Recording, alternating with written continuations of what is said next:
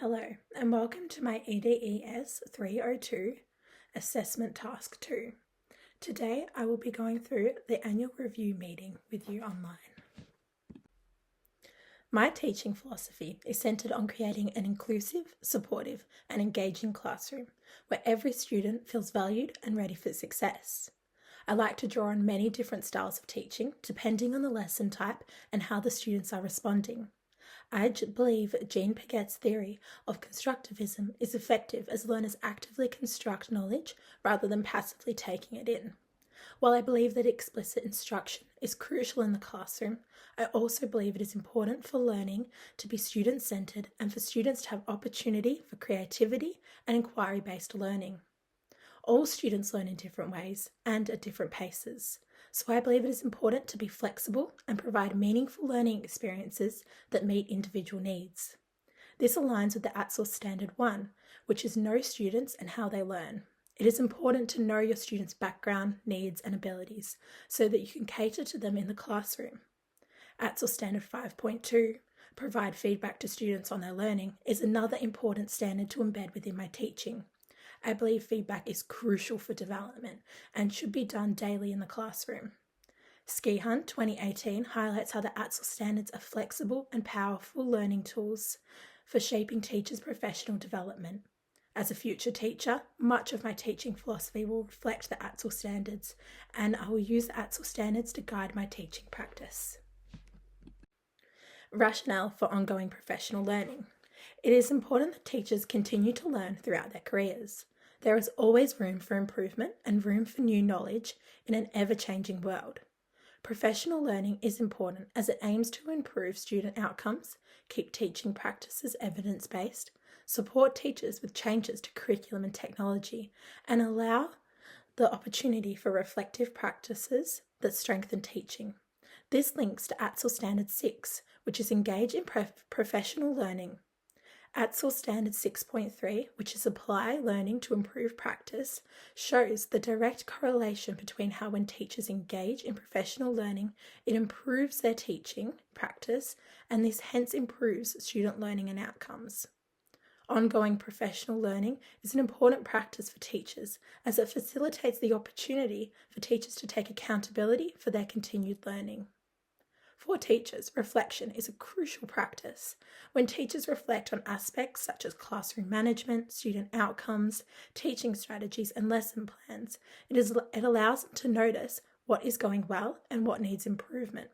No teacher will ever be perfect, but it is important that they reflect and make changes for improvement. This will lead to an improvement in teaching practices and student outcomes. An area I want to improve upon is differentiating learning to meet diverse learning needs. I have chosen this area of improvement because when reflecting on my teaching during placement, I have sometimes lacked in my differentiating skills.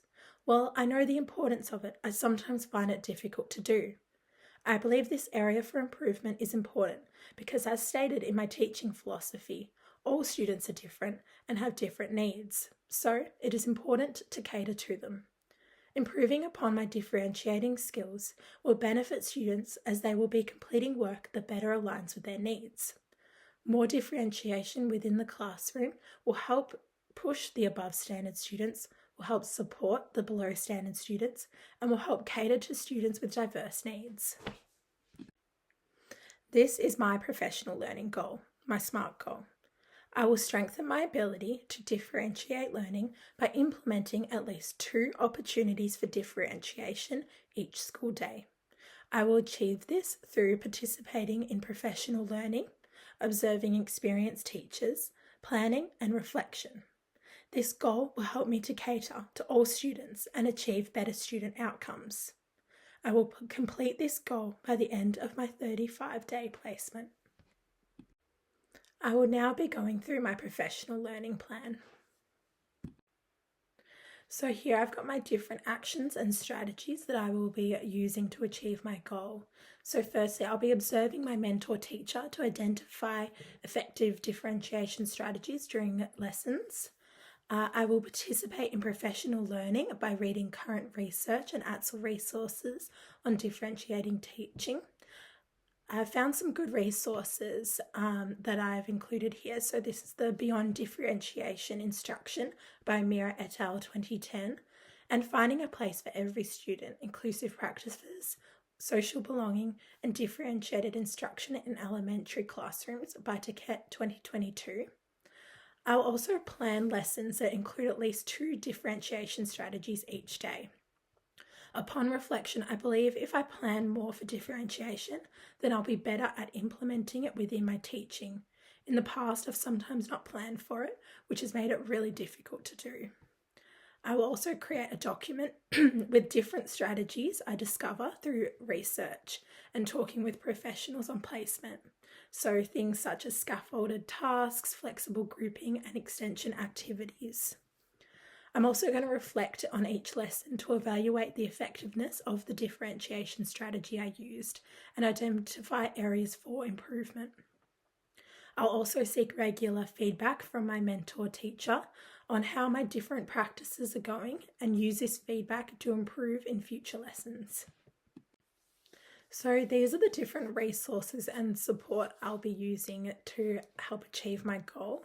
So first, my mentor teacher and their feedback, classroom observations, the ATSL standards and the resources that I find on ATSL, educational books, journals and research, such as the ones I mentioned in the previous slide. I'll be using lesson planning templates, and I'll be using the document I create with differentiation strategies, as well as my reflective journal, which will help track my progress over time. So this is the timeline I have given for my goal. I want to achieve my goal by the end of my 35-day placement. There will always be more learning and improvement I can do on this goal, but my hope is that by the end of placement, I feel as though I can embed differentiation within my lessons daily in an effective way that caters to all students and improves classroom inclusion, student understanding, and outcomes. I will plan to have weekly conversations with my mentor teacher for feedback and reflect daily on this goal. So here I've got some evidence of success for achieving my goal. So this is things like professional learning notes and reflections show I have gained new knowledge on differentiation strategies. My lesson plans demonstrate effective differentiation, positive feedback from my mentor teacher, reflective journals showing ongoing improvements, and better student participation, inclusion, and outcomes. So once all of these things have been achieved, I'll know that I'm starting to succeed in this goal. So the first question that I'll be answering is, thinking about your presentation, what experiences or evidence led you to identify this goal as your priority area for professional learning? I have identified this goal as my priority for professional learning for multiple different reasons. Firstly, throughout my previous teaching placements, I've self-reflected on my lessons and received feedback from my mentor teacher, which helped me identify differentiation as an area for improvement. On previous placements, I did simple differentiation strategies or none at all, because I was too busy focusing on everything else that comes with teaching a class of 20 plus students. But now that I feel more confident in my teaching, on my next placement I have coming up, I really want to work towards lessons that are differentiated and cater to all students in the class. On my last placement, I noticed that some students needed additional scaffolding and support, while others required extension activities to remain challenged. I understand the importance of differentiation and recognise that I need more experience and confidence in implementing it effectively daily.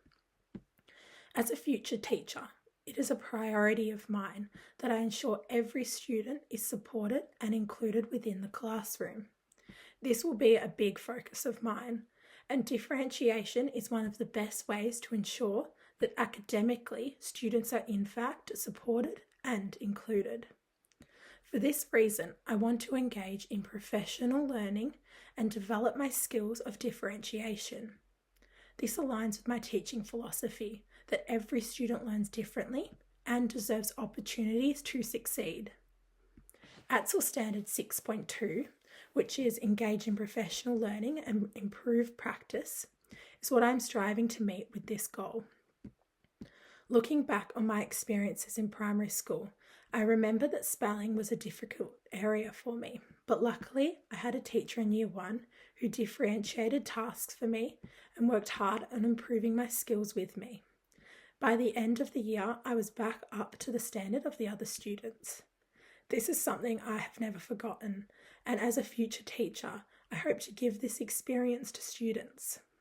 Likewise, in mathematics, I was always very confident and above standard. In Year 5 and 6, my teachers would extend me by providing me with more difficult tasks. This highlights how differentiation is crucial for giving students the most purposeful learning experience possible. The second question I'll be answering is, if you were reviewing your progress in 12 months' time, what evidence would demonstrate that you had successfully achieved your professional learning goal?